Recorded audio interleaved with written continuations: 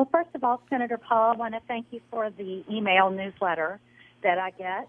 It really helps me understand the current issues and understand what your position is and the work that you're doing on our behalf.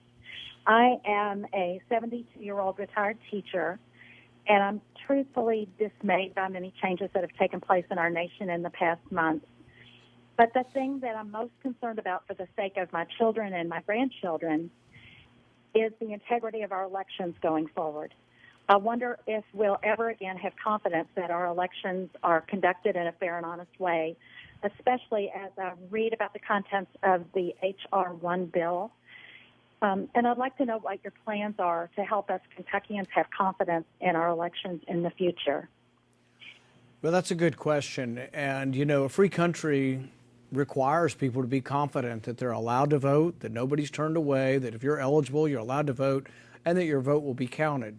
And counted only once, by the way. But the thing is that in the last election, we did something extraordinary that we've never, ever done before. Traditionally, people vote in person. 95% of people would show up in person. When you show up in person, it's easy to verify who you are. So imagine it's this way. You show up at your precinct, and there are 2,000 people that are registered to vote. There's a book. Your name is there, and you've seen how it works.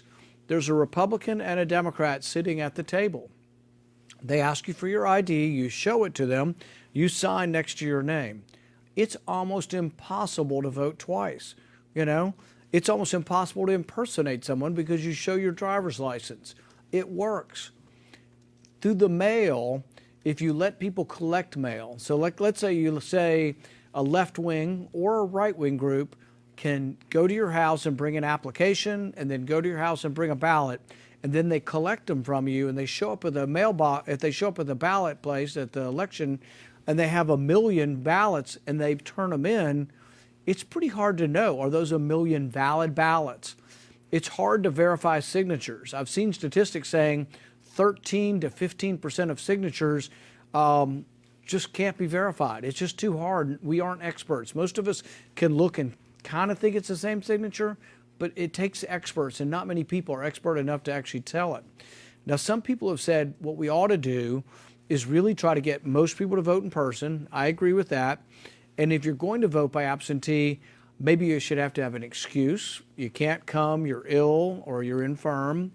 And maybe you should still have to show a picture or write down a number from your driver's license to put in, so it's not just your signature, there's some kind of identification.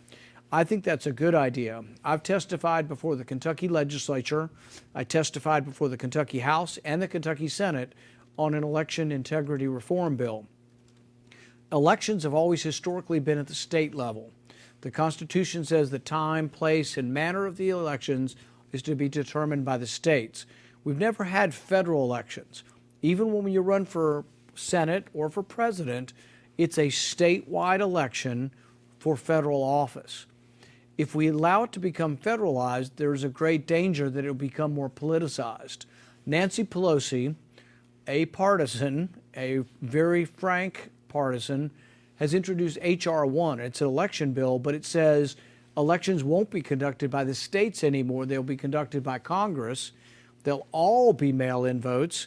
Everybody will be eligible. You don't have to register. And I think it'll be something that would lead to a great deal of less confidence. It'll lead to a great deal of potential fraud if we do it that way. So I'm going to do everything I can to stop it.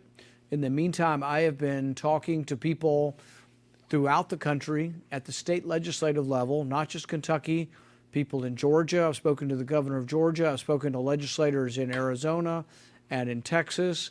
And everywhere I go and every chance I get, Ohio as well, Iowa, trying to get people to do state legislative election reform, election integrity reform.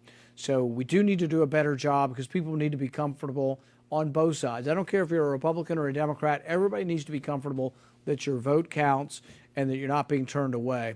But the easiest way to do that is with in-person voting, and we should go back to where primarily people show up in person so we can make sure that the elections do have integrity.